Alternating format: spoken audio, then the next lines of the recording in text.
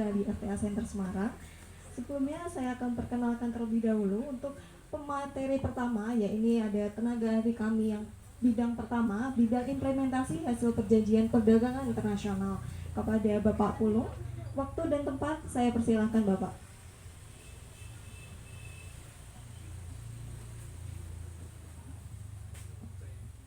Oke, selamat siang Bapak Ibu semuanya. Semangat? Oke, ya perkenalkan nama saya Pulung Widi Harihananto. Saya tenaga ahli 1 di bidang implementasi hasil perjanjian perdagangan internasional. Ini bukan pertama kalinya saya safari atau onsite ke tempat-tempat terpencil, karena malah justru harta terbesar dari ekspor itu tidak terlihat, tapi harus dicari. Ibaratnya memang di tempat-tempat terpencil itu ada kemungkinan yang namanya komoditas ekspor itu bisa digali dan potensinya bisa dieksplorasi. Nah, Bapak Ibu, saya akan menjelaskan materi sangat general sekali dari ekspor, terkait dengan ekspor negara tujuan dan FTA. Bapak Ibu, perkenalkan saya Pulung, saya merupakan salah satu tenaga ahli dan kita dari Kementerian Perdagangan Jakarta. Jadi kita bukan dinas perdagangan, tapi kita dari Kementerian Perdagangan. Jadi otomatis kita tidak terafiliasi dengan dinas provinsi. Kita semua bisa, Bapak Ibu kalau misalnya mau konsultasi bisa langsung. Karena ya mungkin bisa online atau bisa langsung ke Semarang kalau misalnya mau melakukan konsultasi secara fisik seperti itu. Nah, Bapak Ibu, mungkin saya akan menjelaskan sedikit ekspor. Tadi sudah dibuka dengan Pak Arul terkait dengan kira-kira sebetulnya tempat sekecil ini, desa sekecil ini bisa nggak sih melakukan komoditas ekspor? Nah, jawabannya bisa. Jadi Bapak Ibu kalau kita next ke selanjutnya, jangan khawatir. Ini ada diagram, mungkin tidak terlihat ya. Cuma saya akan menjelaskan bahwa di dalam, saya boleh izin berdiri Bapak Ibu? Ya, okay. Ya. Jadi Bapak Ibu, kalau kita lihat infografis, Bapak Ibu jangan khawatir bahwa produknya tidak laku. Justru produk-produk secara raw material atau secara mentah, ya, itu malah Indonesia merupakan salah satu produsen terbesar, ya, baik ibaratnya sumber daya alam migas dan non migas. Nah, kalau kita berbicara pertanian, maka kita berbicara sumber daya alam migas, ya kan? Non migas, mohon maaf. Kalau kita lihat, Bapak Ibu bisa lihat bahwa, mohon maaf, Pak, saya ekspor mau singkong. Saya mau ekspor terkait dengan jagung. Bapak tahu nggak artinya maniok ini? Maniok itu gaplek, Pak. Bayangkan, orang Inggris nyari gaplek sampai di Indonesia. Kenapa? Karena dibutuhkan. Saking ibaratnya nggak ada makanan pengganti atau substitusi gaplek yang ada di Inggris. Artinya apa? Sumber daya alam yang mungkin tidak terambah oleh Indonesia, seperti dulu kemungkinan dulu ada mungkin daun talas bening, ya, kemudian porang, itu tadinya tidak terlihat kan, terus tiba-tiba begitu trennya seksi, semua orang langsung nanam porang seperti itu. Itu karena apa? Karena masalahnya adalah negara maju itu bisa untuk melakukan pengembangan atau eksperimen bahwa barang baku, ya, yang tadinya menggunakan mungkin bahan mahal itu bisa diganti dengan bahan murah. Seperti mungkin tembakau, itu kan buat rokok ya Bapak Ibu, itu bisa diganti dengan yang namanya adalah racikan daun talas bening. Substitusikan. Nah, sama sebetulnya mereka mencari tepung yang ibaratnya mungkin sifat gulanya turun. Selain ibaratnya karena tepung mokaf itu sekarang mahal, tahu mokaf ya Bapak Ibu? Sekarang gantinya ibaratnya adalah olahan dari moniok atau gaplek tadi. Nah, artinya apa? Jangan khawatir, di tempat terkecil pun, bahkan komoditas bahan baku yang tidak terambah, itu malah bisa jadi unsur superior atau seksi. Mungkin murah di kita, tapi mahal di luar. Nah, permasalahannya Bapak Ibu harus paham ekspor terlebih dahulu, seperti itu, ya kan? Nah, maka oleh karena itu, di sini kita mencoba untuk memberikan yang namanya tidak hanya pengertian terkait pengetahuan bagaimana bisa ekspor, tapi setidaknya kita saling memotivasi sama diri kita sendiri.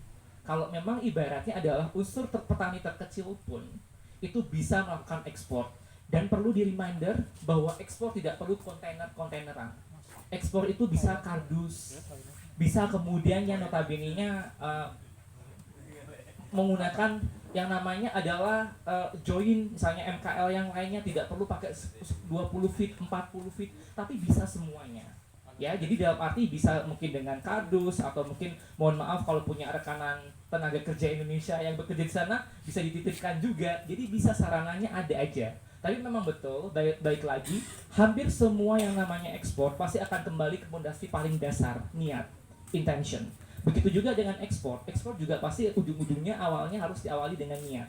Karena kalau kita berbicara prosedural, baik dokumennya dan juga challenge waktunya itu juga ibu akan diuji kayak mendapatkan ujian. Jadi susah enggaknya itu tergantung dari ibu seperti itu. Next, Mbak. Oke. Nah, next lagi. Oke, sip. Bapak Ibu, kita harus tahu dulu fakta UMKM. Indonesia itu ada 271 juta. Tapi kalau dilihat dari 271 juta, kita lihat perkembangan proporsi ekspor kita dengan negara tetangga kita ASEAN.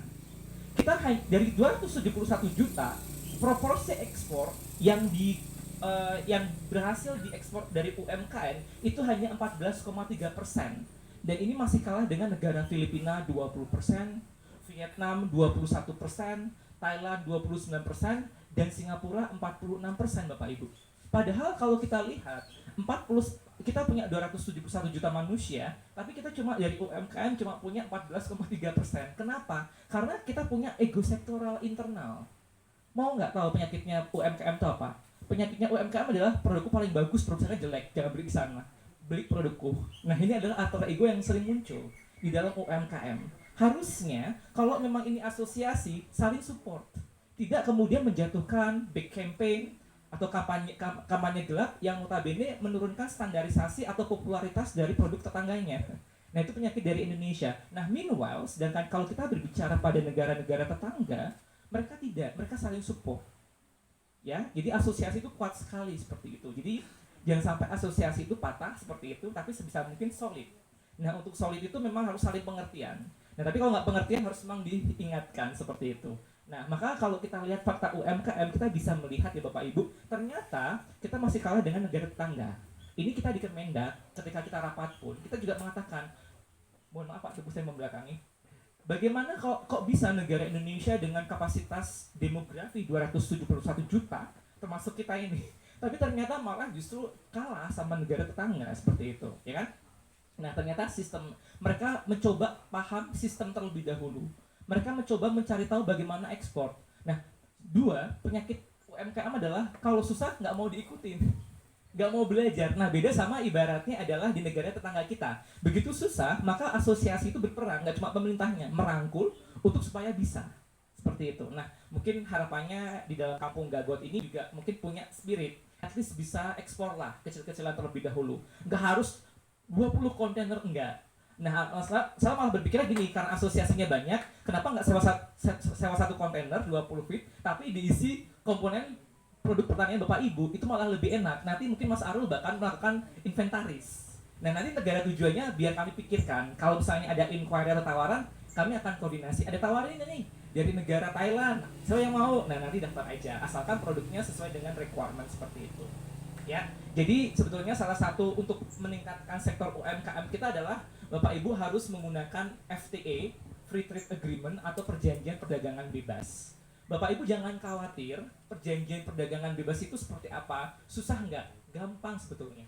Nanti saya jelaskan. Next. Nah, sekarang kita tanya, bagaimana memulai ekspor, ya kan?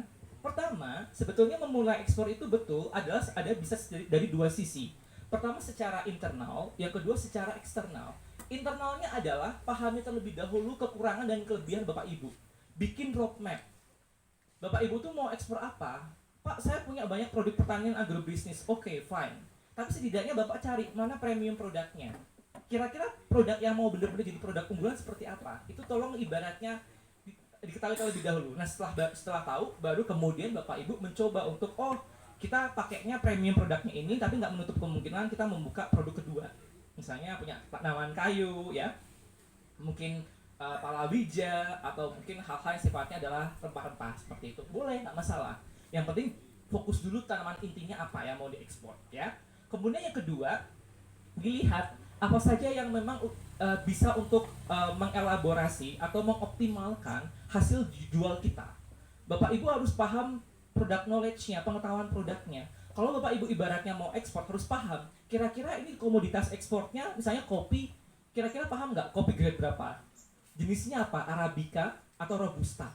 Kemudian kopi grade 1, grade 2, grade 3 itu juga harus paham. Nah begitu juga kalau misalnya mohon maaf Bapak Ibu punya tanaman jagung. Jagungmu juga ada jagung ternak sama jagung buat siap ekspor. Nah itu yang mau mana dulu?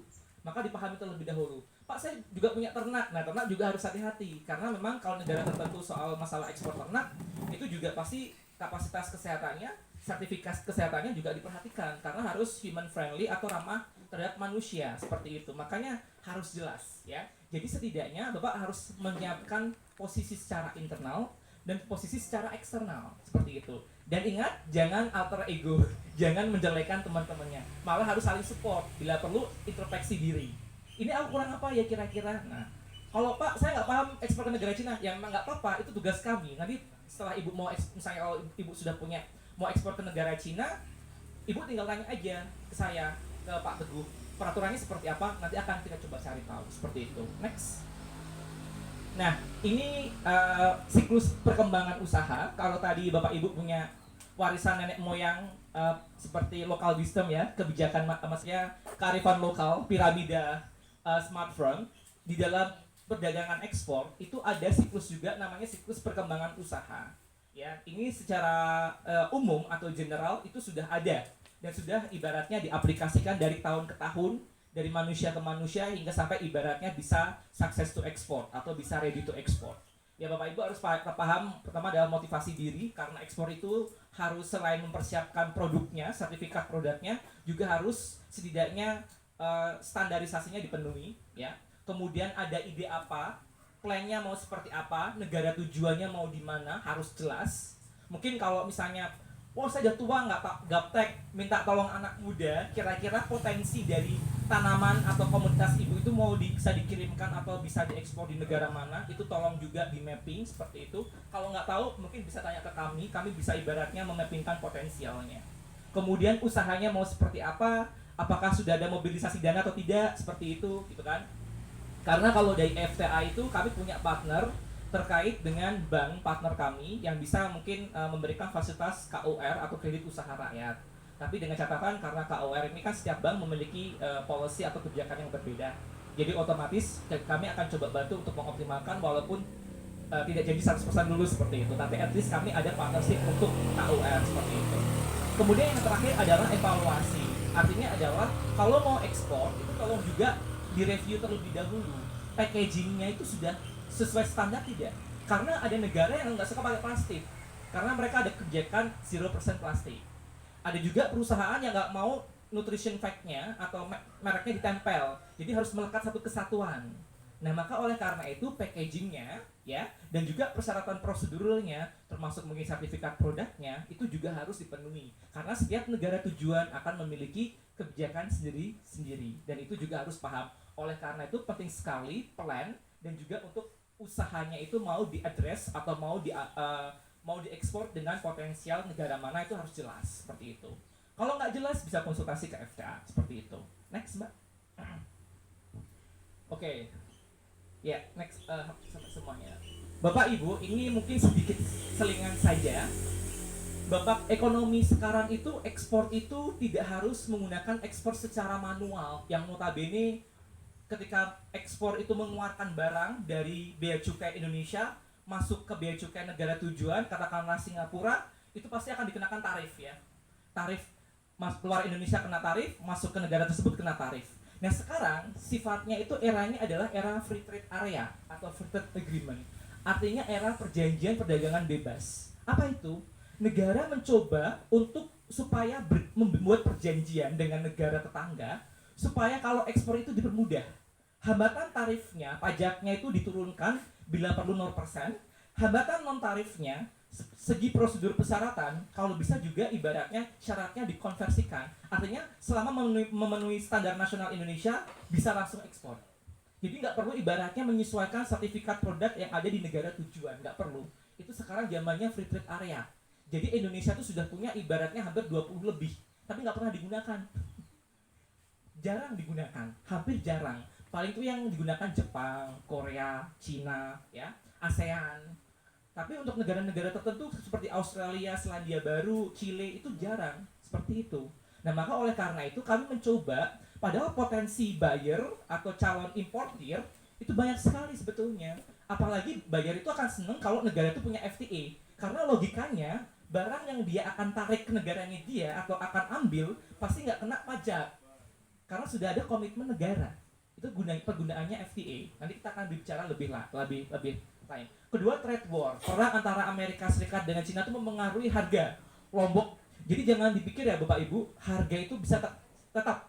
Jadi Bapak Ibu harus paham dengan siklus trennya. Karena harga barang-barang di dunia itu fluktuatif. Nah, cara mengetahui gimana? Bapak Ibu sekarang coba deh mulai melek digital, buka trade map, trade map. Kalau bahasa Indonesianya. Itu bisa ibaratnya melihat harga kelapa antara minggu ini dengan minggu besok itu belum tentu bisa ibaratnya sama intervalnya atau harganya, mungkin bisa naik turun.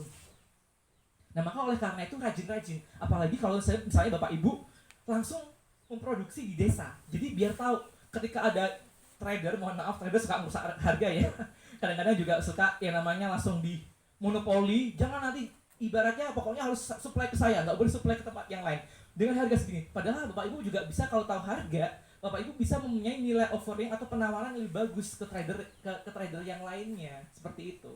Nah, maka oleh karena itu Bapak Ibu juga harus paham trade. Yang kedua, kita juga punya tantangan gap knowledge. Tantangan orang Jakarta terkait dengan ekspor dengan tantangan orang Banjarnegara akan berbeda sekali. Nah, ini ibaratnya membuat motivasi kita agak sedikit minim. Kami orang desa, kami nggak paham. Justru ibaratnya Andalah yang langsung dari produsen, Anda yang harus pede. Karena Anda yang ibaratnya memiliki nilai tawar terkuat.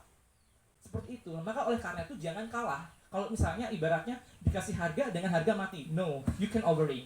Bapak Ibu bisa ibaratnya memberikan tawaran terbaik. Karena Bapak Ibu yang mengurus, ya tahu harganya seperti itu. Ya tahu harga pupuknya. Tapi ya kalau memberikan harga jangan mahal-mahal. Cari dulu trade-nya, give the best price. Atau berikan harga yang paling terbaiknya seperti apa. Nah, yang kedua adalah sebagaimana saya katakan di awal, ekspor itu sekarang tidak konservatif, tidak klasik. Ibaratnya dulu kan harus menggunakan jalur umum. Sekarang ekspor juga bisa menggunakan secara digital melalui Blibli, Shopee, Alibaba, itu bisa Bapak Ibu.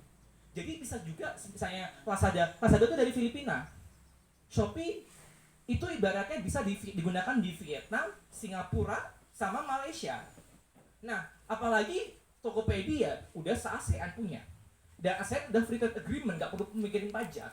Jadi notifikasi requirement-nya, persyaratannya atau transaksinya dilakukan secara digital, baru kemudian disusul dengan fisik pengirimannya, itu juga ekspor. Paham ya Bapak Ibu? Jadi sekarang ekspor sudah digital. Maka oleh karena itu, coba Bapak Ibu untuk kalau misalnya punya aset, financial issue, coba Bapak Ibu mungkin mencoba untuk bisa mengoperasikan yang namanya, mohon maaf, sosial media.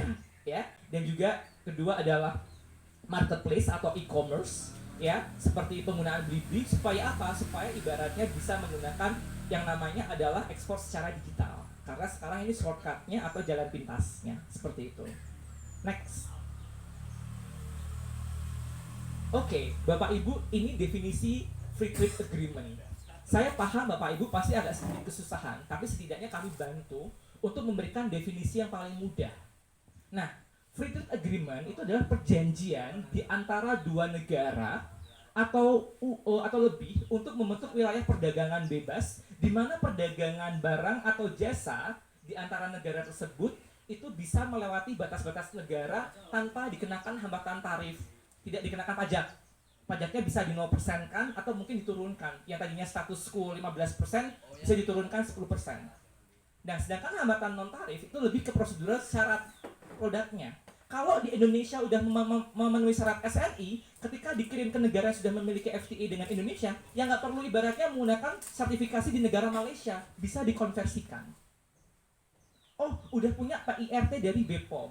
Oh, sudah punya mungkin mohon maaf lebih tinggi lagi, UMUD, ya, MD ya, makanan dalam mungkin dari BPOM. Berarti otomatis itu sudah cukup bisa dikonversikan. Tidak karena apa? Kalau ke Jepang kita punya namanya JIS ya, Japan Agriculture System-nya atau standarnya. Jadi nggak perlu BPOM itu bisa dikonversikan ke sertifikat Jepang.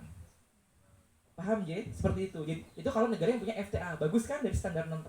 Nah, logikanya begini Bapak Ibu sebagai contoh. Malaysia sudah punya yang namanya FTA dengan Indonesia.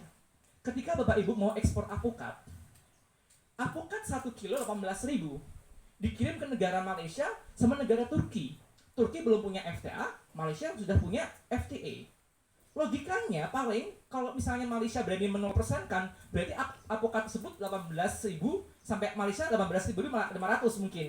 Cukup penambahan 500. Tapi kalau karena di Turki itu belum punya FTA dengan Indonesia, maka dia akan memperlakukan tarif normal. Paham ya? Tarifnya tetap normal 10% atau 20% karena buat. Belum lagi syarat prosedur harus ibaratnya lulus yang namanya adalah sertifikasi dari Kementan, Kementerian Pertanian, ya kan? Kalau yang namanya Balai Karantina Pertanian pasti harus butuh yang namanya fumigasi ya. Tapi kalau misalnya syaratnya masih bangun, jangan-jangan 1 kilogram dikirim ke Malaysia harganya 18.500, dikirim ke Turki satu avokatnya 18.000. Bukan 1 kilonya 18.500, paham? Satu. Jadi ibaratnya ada fluktuasi nilai tarifnya karena dia keluar ke Indonesia kena tarif. Masuk ke Turki juga kena tarif. Karena tidak ada FTA. Jadi standarisasi fungsi FTA itu adalah mencoba sebisa mungkin orang negara Indonesia ekspor sama impor itu dipermudah. Jadi menstimulasi atau mencoba supaya ayo sana ekspor, jangan main di lokal terus. Karena udah punya FTA jadi otomatis sudah ibaratnya bebas hambatan kayak jalan tol. Nggak perlu ibaratnya muter-muter lewat jalan umum, tapi bisa ibaratnya lewat jalan tol. Karena apa? Sudah bebas hambatan non tarif berupa tarif tadi, kenaikan tarif, aplikasi tarif, dan juga bisa bebas hambatan non tarif, yaitu sertifikasi produknya. Paham ya Bapak Ibu? Maka kalau misalnya saya tanya sekarang, lebih berguna mana atau lebih bermanfaat mana ekspor di negara yang sudah punya FTA sama yang belum punya FTA? Nah, di sini kan kita bisa bagi pengalaman ya Bapak Ibu. Jadi Bapak Ibu bisa tahu, oh ternyata ada ya fasilitas dari pemerintah. Kita lihat sekarang, bagi yang mungkin belum masih awam, Pak, kira-kira negara FTA mana saja? Next, Mbak. Oke, ini benefitnya ya Bu. Mohon maaf, saya benefitnya yang pertama, ini adalah trade creation. Artinya adalah terciptanya transaksi dagang antara anggota FTA yang belum pernah terjadi. Dulu Bapak Ibu nggak pernah ekspor ke Kamboja. Kamboja itu kan sebenarnya suka jagung kita. Kita punya jagung kan, jadi ibaratnya bisa terafiliasi. Dulunya nggak pernah ekspor ke Thailand, kita bisa ekspor ke Thailand karena Thailand ngelirik beras kita misalnya, ngelirik anggur kita, ngelirik jagung kita misalnya. Artinya apa? Antar negara itu sudah memiliki partnership gitu kan. Yang kedua baru nih gongnya, trade diversions. Terjadinya akibat adanya insentif penurunan tarif. Artinya apa? Ada penurunan tarif. Jadi otomatis tadi harga apokat tadi filosofinya. Jadi tarifnya diturunkan sehingga akan memiliki diversifikasi perbedaan antara ketika dijalankan akan lebih menguntungkan ekspor ke negara yang memiliki FTA daripada yang non FTA. Artinya ada penurunan tarif. Nah, bagi Bapak Ibu yang belum pernah punya negara tujuan dan belum pernah ekspor sama sekali, maka bisa ibaratnya menggunakan referensi negara FTA sebagai negara tujuan. Kita lihat. Next, Kakak. Ya, ini negara-negara yang sudah memiliki FTA Bapak Ibu. Maka mungkin kampung Gagot bisa ibaratnya gue ekspor bersama-sama secara kekeluargaan ya. Yang mungkin secara spiritualnya saling konco seperti itu gotong royong bisa ke Malaysia atau bisa ke Thailand. Nggak harus ibaratnya satu kontainer tapi bisa mungkin di inventaris atau mungkin di database terlebih dahulu. Ya. Jadinya nanti kalau misalnya ada pameran kita bisa kasih tahu notifikasi, ada business matching bisa notifikasi. Yang penting Pak Arul datang dulu aja. Pak punya jagung nggak? Punya, saya carikan. Nanti tinggal nyari ke teman-temannya atau ke kawan-kawannya. Nanti bisa diolah bareng-bareng seperti itu. Ya. Jadi ini ada negara ASEAN. ASEAN itu ada 11 negara. Ada negara Indonesia, negara Timur Leste. Kemudian ada negara ASEAN Plus, ada Jepang seperti itu, Cina, Korea Selatan, Jepang, Hong Kong, dan juga negara seperti Australia dan Selandia Baru. Ya. Nah, tapi khusus Australia ini untuk produk makanan seperti susu dia akan ketat sekali. Ya, jadi dia akan sangat ketat sekali karena mereka pasti akan mencoba untuk mencari tahu yang memang susunya itu tidak berkuman dan sertifikatnya cukup kuat seperti itu. Terkait sertifikasi produk, artinya ada health certificate-nya. Mohon maaf. Next, Mbak. Nah, ini doakan saja. Kita sekarang kemarin waktu kita perundingan di Uni Eropa dengan negara Eropa, kita mencoba untuk supaya sebisa mungkin kita meloloskan free trade agreement di Uni Eropa. Jadi untuk membuat FTA itu perundingannya nggak 1 tahun Bapak Ibu, paling lama 15 tahun. Nah sekarang ini kita udah ke Eropa seperti mungkin kemarin ke Swiss ya. Ceritanya kita masih alot dengan Uni Eropa karena Uni Eropa itu standar produknya tinggi sekali, sedangkan sertifikasi kesehatan kita itu hanya berbasis pada Balai POM, itu masih dianggap dari negara berkembang, artinya tidak sesuai dengan standar. Nah kita lagi mencoba karena sekarang kalau kita mau ekspor ke Uni Eropa menggunakan sertifikat BPOM itu tidak bisa terpakai. Uni Eropa itu menggunakan control union. Yang satu sertifikat itu harganya bisa 90 juta, 80 juta, 100 juta. Mengerikan. Tapi permasalahannya adalah ketika tembus, itu akan berlaku tidak hanya satu negara. Karena dia itu regional sama kayak ASEAN, maka akan bisa digunakan di dalam atau diaplikasikan di dalam 30 negara seperti itu. Jadi itu keuntungannya. Cuma ya ini standarisasinya berat sekali. Dan biasanya kadang-kadang saya ngajarin kalau kamu dilirik sama calon bayaran Uni Eropa jangan langsung kamu iakan. Kalau misalnya memang kamu butuh sertifikat terkait sertifikat control union, ya kamu ngomong lah sama bosmu, mau nggak 50-50 ya kan. Nah atau enggak mau nggak ibaratnya kamu kontrak mati 2 tahun kamu supply dia tapi sertifikatnya gratis dari dia, kan untung kan Bapak Ibu. Nah saya ngajarinnya kayak gitu. Ya, tapi kalau misalnya Anda punya duit, ya nggak apa-apa. Ini kan aset perusahaannya, financial issue, jadi bisa dikirimkan. Seperti itu, ya. Next, Mbak. Nah, Bapak Ibu, jadi ini titipan dari Kemendak dan Kemenlu dan Kemenq. Jadi Bapak Ibu jangan khawatir. Bapak Ibu itu kalau mau ekspor, itu ada beberapa fasilitas dari pemerintah. Salah satunya adalah FTA, Free Trade Agreement. Kemudian juga ada member service dari Dijenpen yang menginisiasi pameran-pameran gratis seperti itu dan juga business matching.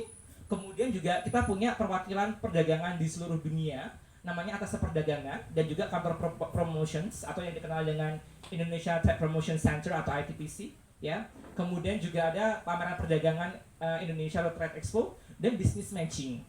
Nah, saya mau tanya nih sekarang, Bapak Ibu tahu nggak, Dinas Perindustrian Perdagangan itu sering sekali rutin bikin business matching. Berarti dinasnya nih yang ibaratnya kurang main kemari. Perlu diketahui ya, selama 1 tahun Dinas Perdagangan setiap provinsi itu wajib melakukan business matching 4 kali atau 5 kali. Berarti ini Dinas Belanja Negara harus disentil nih. Besok kita ketemu dinasnya Pak Teguh, tolong diingatkan. Kepala dinasnya kayaknya perlu untuk di training lagi ya ini. Jadi otomatis memang ya mohon maaf, kami di pusat memang harus galak ya. Kalau nggak galak, dinasnya yang nggak gabut ya jadi buta. Jadi otomatis memang kami harus ibaratnya benar-benar informasi itu harus disampaikan sampai unsur terkecil sekalipun. Jadi perlu diketahui Bapak Ibu bahwa Dinas Perdagangan itu sering sekali melakukan business matching, di mana mereka sudah menyiapkan negara tujuan sekaligus sudah menyiapkan prospektus calon pembelinya.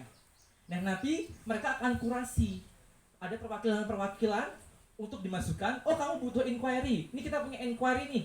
Kamu butuh apa? Jagung. Kampung Gangkot, kamu punya jagung nggak? Punya. Nah, silakan tuh. Walaupun mungkin belum deal, nggak masalah, tapi at least buka link.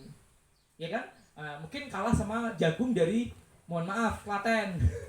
Ya kan? Kalah dengan Salatiga. Ya itu ya nggak masalah. Yang namanya juga ekspor itu kan juga ibaratnya challenge ya. Artinya kok kalau misalnya kalah, nggak masalah. Kok bisa ya? Kita belajar dari success story-nya Salatiga. Nggak masalah, karena nggak ada gunanya kita ibaratnya melakukan black campaign terus jangan terjebak dengan alter ego, sana curang pakai orang dalam, nggak kayak gitu. Tapi kita harus tahu kok bisa ya Salatiga kotanya kecil tapi bisa ekspor jagung. Nah kita lihat tips and tricksnya apa. Mungkin Kampung Gangkot bisa benchmarking atau mungkin uji tiru ke Salatiga, karena di Salatiga kami menciptakan kampung devisa umbi-umbian singkong ya Pak Teguh, udah ekspor di mana-mana. Nah, dia juga menciptakan kampung kopi di Temanggung. Ya Temanggung betul ya, Temanggung. Nah, banyak sekali di Jawa Tengah. Makanya kita banyak sekali yang namanya adalah success story, ya. Terus next Mbak. Nah, apa itu FTA Center? Nggak main-main Bapak Ibu, kami didirikan langsung dari Presiden menggunakan Pilpres. Jadi otomatis ini memang diminta.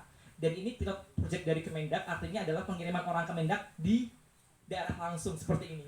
Jadi kami orang Kemendak yang memang diminta untuk menjadi konsultan supaya apa? Bisa ibaratnya melakukan sosialisasi ke daerah-daerah terpencil.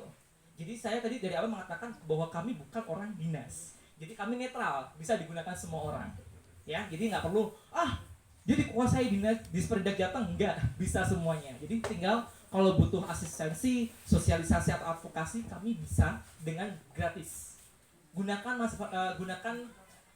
fitur manfaat dari kami, daripada Bapak Ibu ibaratnya mempekerjakan konsultan ekspor 6 juta per bulan sama FTA gratis. Jadi otomatis optimalkan saja ya. Kemudian kita juga memberikan pelayanan seperti konsultasi apabila Bapak Ibu mau ekspor ke negara tertentu. Kemudian juga edukasi atau sosialisasi seperti ini, dan bila mana Bapak Ibu mengalami hambatan-hambatan ketika ekspor, itu advokasi ya, selama Bapak Ibu menggunakan manfaat atau fitur perdagangan bebas. Kemudian saya juga memberikan informasi dan manfaat tentang perdagangan bebas seperti ini. Jadi Bapak Ibu udah paham ya manfaat perdagangan bebas. Yang berikutnya adalah pendampingan dan pelatihan ekspor seperti ini juga. Jadi kita sebisa mungkin kami mencoba untuk memberikan semangat Bapak Ibu. Tahu Bapak Ibu, kami mengelompokkan konsulen kami. Konsulen itu artinya adalah klien kami itu dalam 3 tahap. Belum sama sekali bisa ekspor, beginner, ready to export, atau sudah pernah ekspor. Nah dari 3 ini kamu suka mana? Suka yang benar-benar dari awal. Karena kalau dari awal tuh gampang banget shapingnya. Tapi kalau yang ready to export kadang-kadang ngeyel, sertifikat produknya udah bikin, ternyata salah, tapi dikasih tahu nggak mau. Padahal kita yang lebih tahu negara tujuannya. Nah, terus apalagi kalau udah pernah ekspor, waduh tuh gayanya malah kayak konsultan, jadi kayak perang pendapat. Tapi bagaimanapun juga kami punya motivasi, kami suka dan kami apresiasi, dan kami mencoba untuk semuanya bisa berhasil seperti itu. Next. Nah, ini visi misi kami Bapak Ibu. Jadi kami memberikan jasa sosialisasi dan jasa konsultasi advokasi gratis dari Kemendak apabila Bapak Ibu ingin mengoptimalkan atau memanfaatkan perjanjian perdagangan bebas. Next. Nanti PPT-nya buat Bapak Ibu, tenang saja ya, gratis. Nah, ini manfaat Bapak Ibu, kami memberikan sosialisasi terkait dengan perdagangan bebas, kemudian kami memberikan pertimbangan atau bimbingan seperti ini apabila Bapak Ibu belum pernah punya negara tujuan atau negara ekspor, bisa menggunakan negara-negara yang sudah terlisted atau menjadi anggota dari Free Trade Agreement. Yang ketiga, memberikan bantuan kepada pelaku usaha terkait dengan permasalahan solusi seperti itu dan hambatan-hambatan yang dihadapi ketika Bapak Ibu ingin menggunakan Free Trade Agreement atau perjanjian perdagangan bebas. Next. Nah, ini tips and strategi Bapak Ibu dari kami yang selalu dikenal dengan 8 tingkatan. Ya. Yang pertama, daftarkan perusahaan Bapak Ibu ke INA Export. Ya, itu penting sekali. INA Export itu adalah laman website Kemendak yang memang sangat berguna sekali untuk supaya Bapak Ibu bisa mendapatkan inquiry atau calon buyer. Yang kedua, ingat pelajari kode HS. Bapak Ibu, kode HS itu adalah setiap komoditas di dunia itu akan berbahasa menggunakan kode. Dan itu berlaku di seluruh dunia. Oh, singkong 0103. Maka singkong di Korea pun juga 0103. Jadi itu bahasa-bahasa yang digunakan di dalam ekonomi internasional.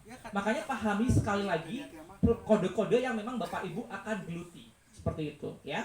Yang ketiga, mungkin ini buat surat keterangan asal atau Certificate of Origin atau COA nanti dulu. Ini gampang. Yang penting ini agak advance seperti itu ya. Kemudian cek harga komoditas. Ingat, berikan harga terbaik best price, tapi dengan catatan Bapak Ibu harus survei tadi trade map ya. Karena harganya tuh fluktuatif. Ya, nah apabila mencari buyer bisa Bapak Ibu menggunakan yang namanya mungkin Genius atau menggunakan marketplace yang lainnya, tapi harus hati-hati karena biasanya calon eksportir baru itu seneng banget kayak happy problem ya, aku dapat inquiry permohonan dari India, ternyata ini taunya scam. Nah, jadi Bapak Ibu kalau misalnya dapat tawaran, hati-hati.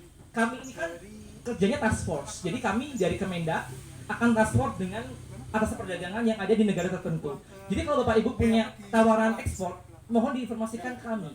Kami akan melakukan cross check kepada atas perdagangan atau kantor ITPC. Karena kami pernah konsulen kami sering ekspor dari Wonosobo, dia ekspor kentang granola, kentang yang buat orang bule itu loh, bukan yang kentang kecil-kecil itu. Nah, dia senang tuh saking pernah ekspor pertama kali berhasil, terus ekspor kedua dia dimintain tolong. Katanya ada orang Dubai pingin beli kentang granola berapa ton? 2000 ton, nggak main-main, 2000 ton. Dari segi harga dan segi inquiry pun kami udah curiga nih.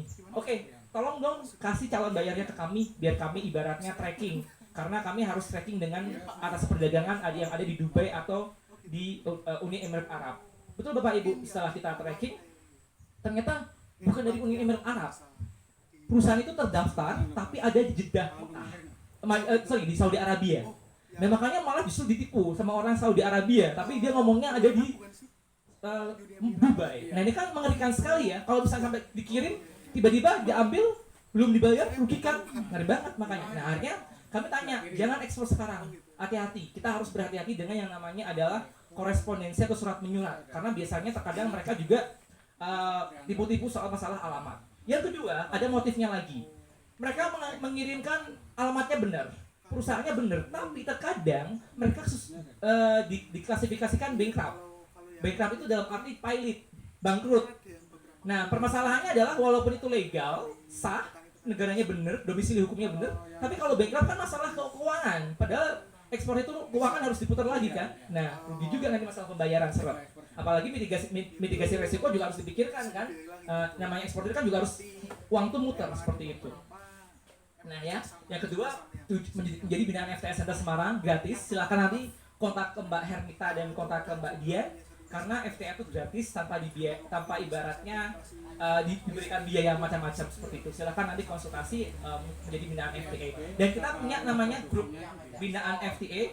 Nah grup binaan FTA itu sudah ada 200-an ya Mbak, lebih 400-an, dan itu hampir ibaratnya yang 100 itu udah ekspor. Jadi mungkin Bapak Ibu kalau bisa jadi anggota binaan FTA bisa langsung join ke Mbak Hernita dan Mbak Dian. Ini bukan Bu ya, Mbak Hernita dan Mbak Dian. Nanti mungkin bisa langsung saja. Nah ini alamatnya, nomor telepon saya ada di situ. Silahkan dicatat dan PPT ini akan di-share. Oke? Terima kasih dari saya. Salam sehat dan salam ekspor. Terima kasih.